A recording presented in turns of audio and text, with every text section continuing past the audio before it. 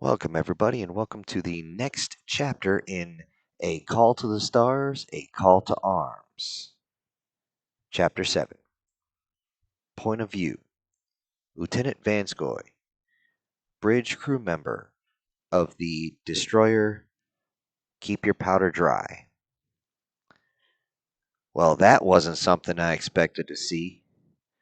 Here we were, we had just got this bug commissioned, and we're going through our checks, just the normal checks.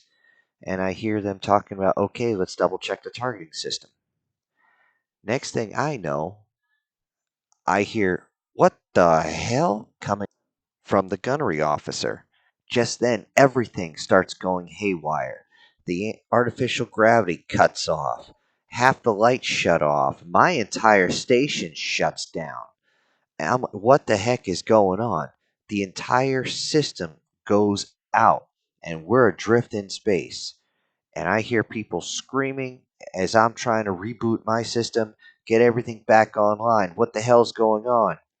And all of a sudden, just as the artificial gravity comes on, the alien that was in our bridge to help us go through our checks gets whacked right across the face.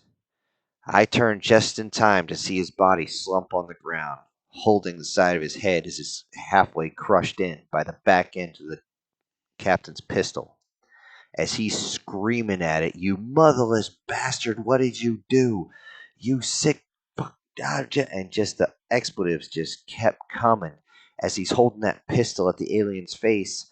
As the alien tries to say, "Oh, it was a mistake. It was a mistake. No, you have it all wrong." There wasn't anything wrong.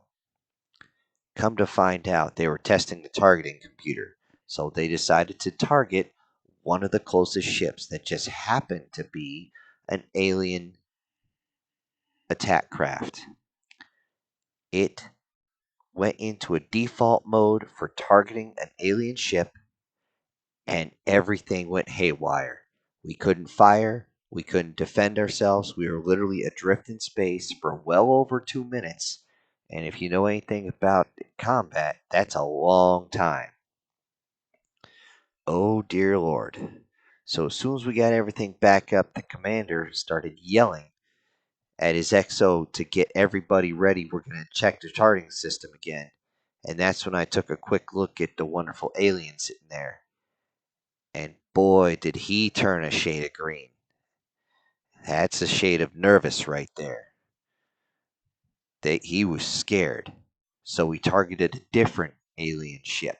This time, one of their larger military ships. And the same thing happened. There was no question about it. Our ships had been sabotaged. Needless to say, we immediately rebooted everything, got a hold of command, and then started ripping as much alien tech out of our boards as we could. We had to bring our ship back in, and every single one of the aliens was told, "Get the hell out of our space, or we're going to start launching nukes at you." They weren't kidding. We immediately went to DEFCON 2, the entire planet.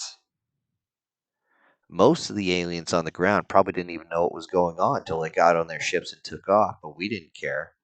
All our ships were already starting to pull their automatic targeting systems out and using manual ones to target the alien ships, saying, "Get out.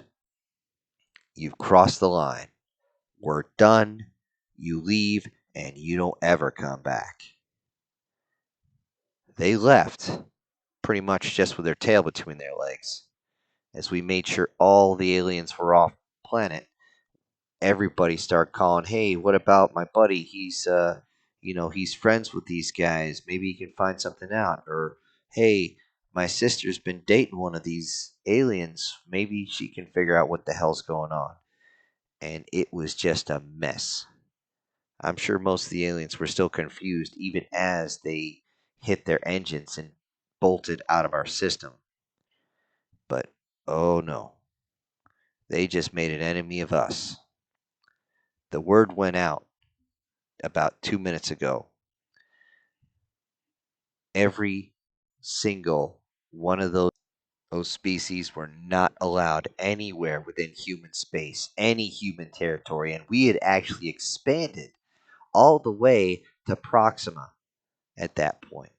Alpha Centauri was colonized. Almost all the satellites around Jupiter and Saturn had already been colonized.